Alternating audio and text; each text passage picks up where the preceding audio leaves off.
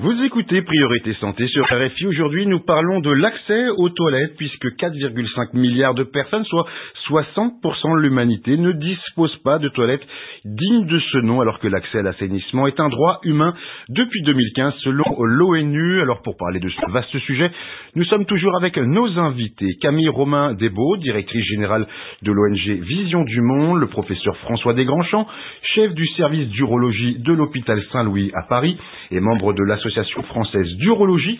Et tout de suite, nous prenons la direction de Yaoundé. Nous sommes en ligne avec Yvonne Flore Belema, la présidente de l'Association camerounaise d'aide à l'hygiène et à l'insertion des jeunes dans les collectivités, créée en 2017 à Yaoundé.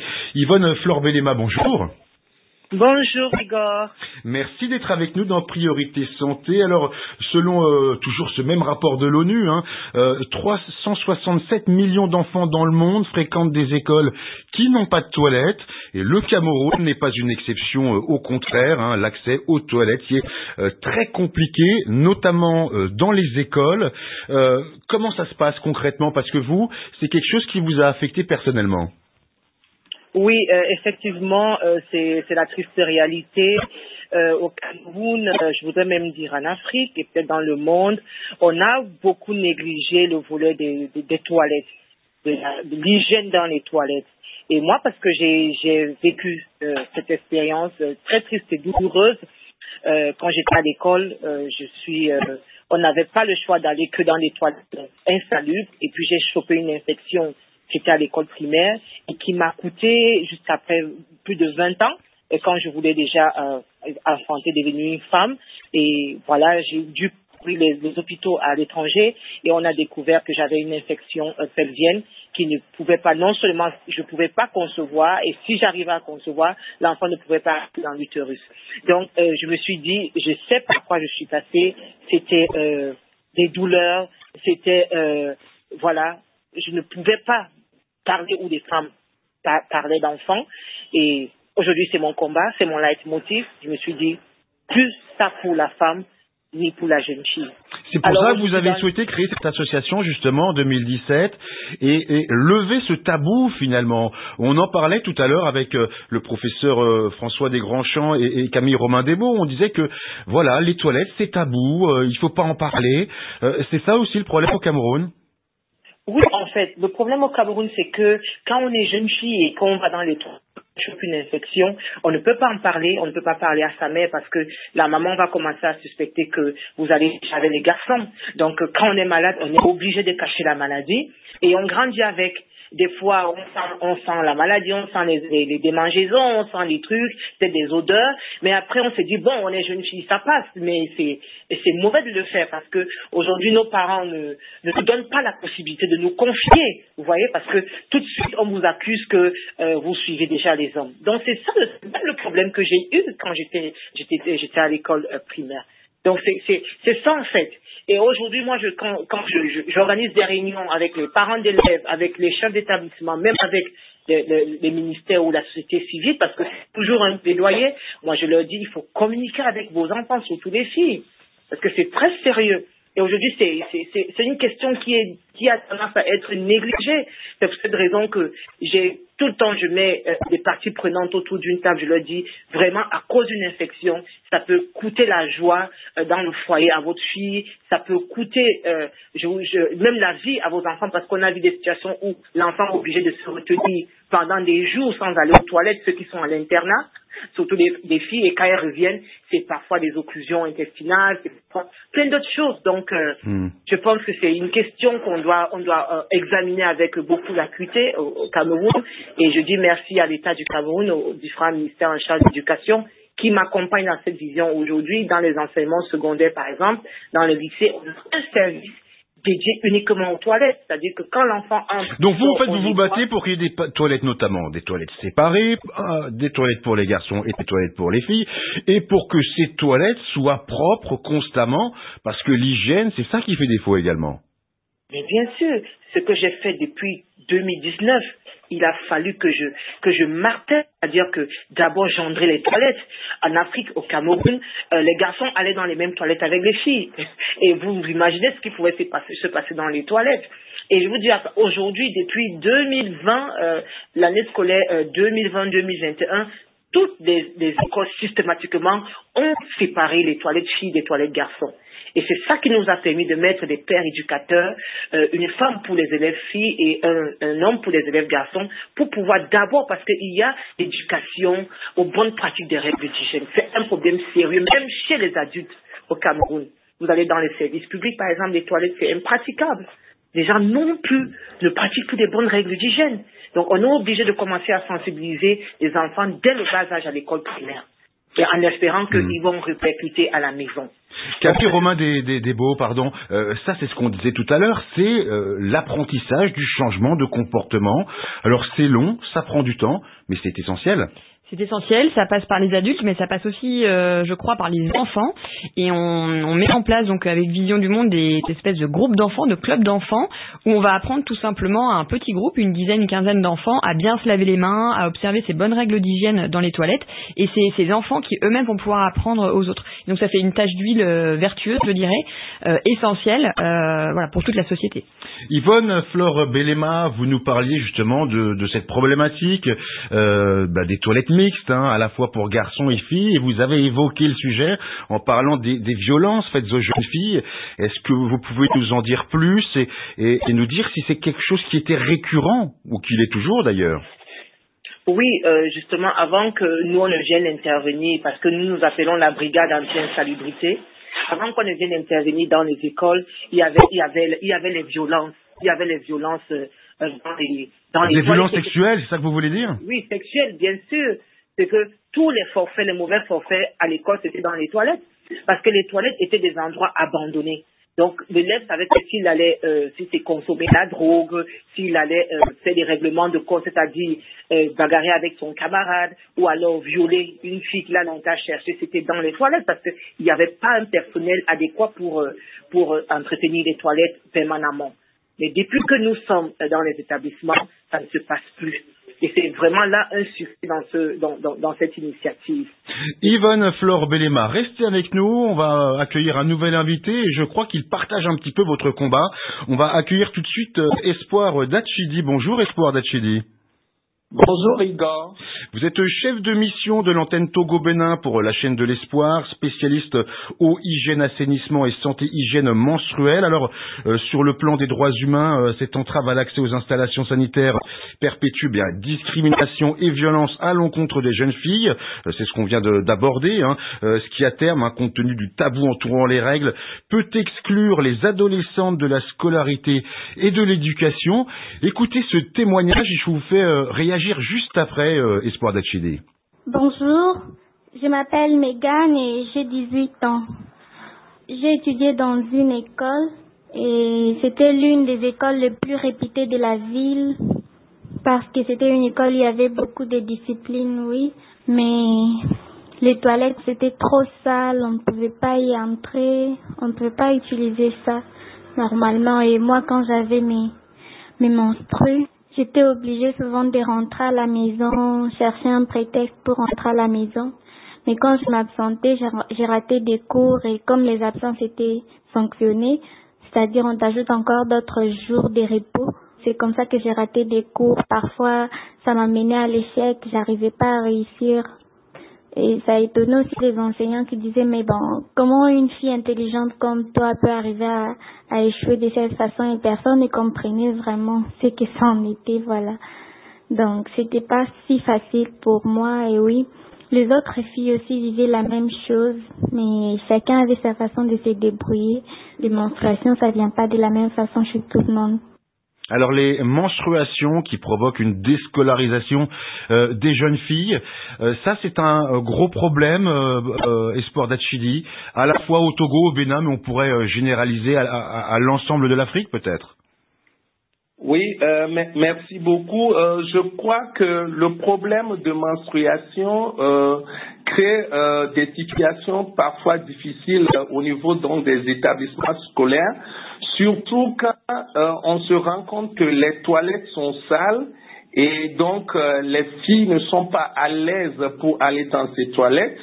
Et donc très souvent, comme elle a dit, ils sont obligés de soit demander des permissions pour rentrer à la maison, ce qui fait que ces filles ratent des cours et du coup, ils ratent également des évaluations, ce qui agit sur leur performance scolaire. Et d'ailleurs, par rapport à ça, la chaîne de l'espoir, dans le cadre de son programme santé scolaire, met en place des activités pour permettre donc aux filles de passer les périodes de menstruation à l'école de façon digne et confortable.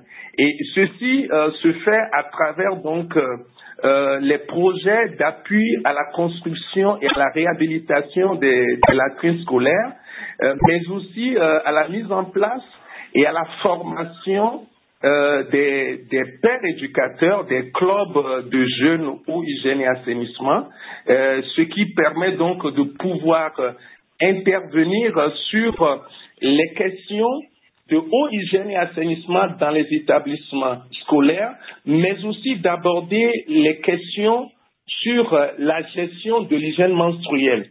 Et donc, au niveau de la chaîne de l'espoir, nous mettons un accent sur les journées événementielles, notamment les journées mondiales des toilettes, qui a lieu le 19 novembre de chaque année, et la journée mondiale la journée mondiale de l'hygiène menstruelle, qui a lieu le 28 mai de chaque année.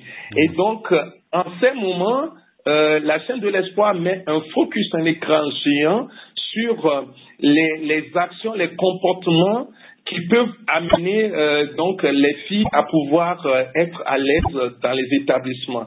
Espoir d'Achille, oui, pardon, je vous coupe, mais je voudrais donner la parole au professeur François Desgrands-Champs. On parlait d'hygiène menstruelle, malheureusement, quand ce n'est pas possible ou dans des conditions pas dignes de ce nom, quelles peuvent être les conséquences pour les jeunes filles? Alors, déjà, c'est difficile partout et pour toute femme. Évidemment. Et en France aussi, ça on peut le rappeler. C'est jamais une période agréable. Et en France, on a vu récemment encore des étudiantes ne plus pouvoir s'acheter de protection périodique et un mouvement qui est là pour essayer de les aider. On sait aussi que ces périodes menstruelles sont des causes d'arrêt de travail, donc de perte de salaire à cause des douleurs entretenues. Donc c'est effectivement un problème inhérent à la féminité, si je puis dire, mais qu'on est en droit d'aider et que les femmes sont en droit d'attendre. Mais Camille Romain-Desbordes, oui, vous vouliez intervenir. Après, j'ai une question subsidiaire. Oui, je voulais ajouter en complément, c'est dans les enjeux, il y a aussi de lever ce tabou auprès des garçons, puisque quand on parlait des problèmes rencontrés par ces jeunes filles, Vision du Monde a observé les moqueries, les discriminations, et c'est vrai également en France, c'est très compliqué pour les jeunes filles pendant cette période. Et donc, je dirais que il y a un enjeu aussi qui est la formation des garçons, qui comprennent ce qui se passe et d'enlever le tabou quelque part.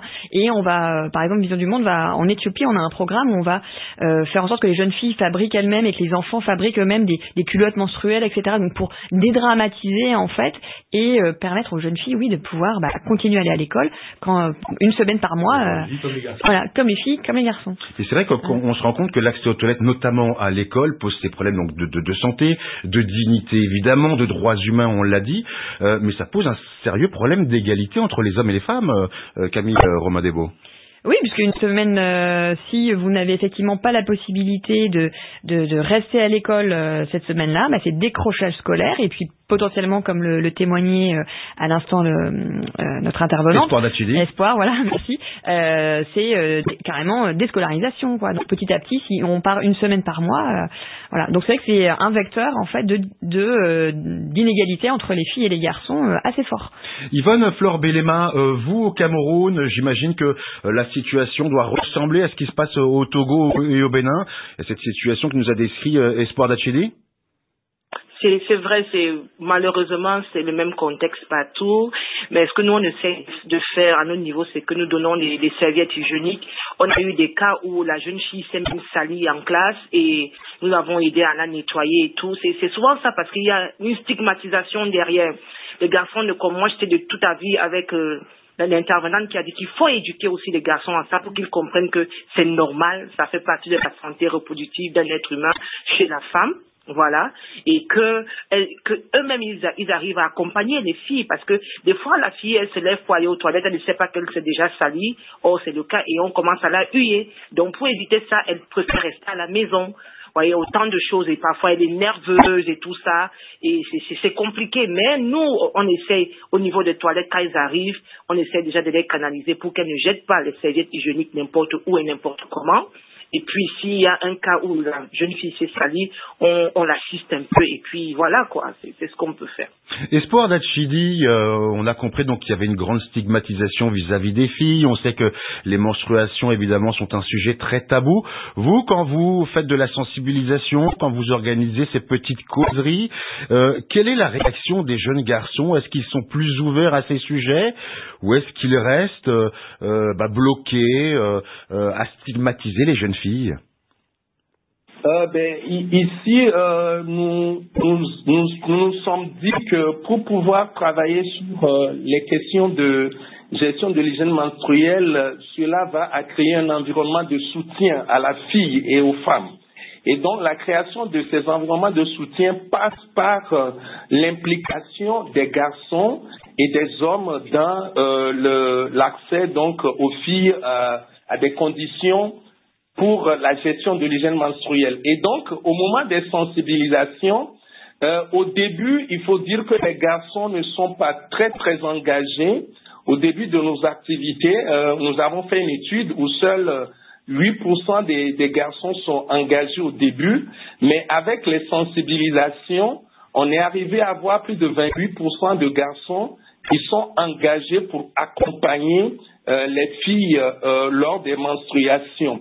Et toujours dans le cadre donc de nos interventions, nous ne distribuons pas les serviettes hygiéniques. Au contraire, nous disponibilisons les kits de dignité au niveau des établissements scolaires afin que lorsque une fille est tachée en cours lorsqu'elle est à l'école, elle va directement vers le point focal, il prend le kit et puis se change.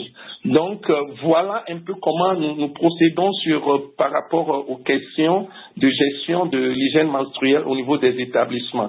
Eh bien merci beaucoup Espoir Dachidi. On va s'arrêter là parce que le temps passe très vite et puis on a d'autres sujets à aborder avec nos invités. En tout cas, merci d'avoir été avec nous en direct dans Priorité Santé. Je rappelle que vous êtes le chef de mission de l'antenne Togo-Bénin pour la chaîne de l'Espoir, spécialiste eau, hygiène, assainissement et santé hygiène menstruelle. Et puis on va remercier également Yvonne Flore Belema d'avoir été avec nous. Yvonne Flore Belema qui est présidente de l'association camerounaise d'aide à l'hygiène et à l'insertion des jeunes dans les collectivités qui a été créée en 2017 à Yaoundé.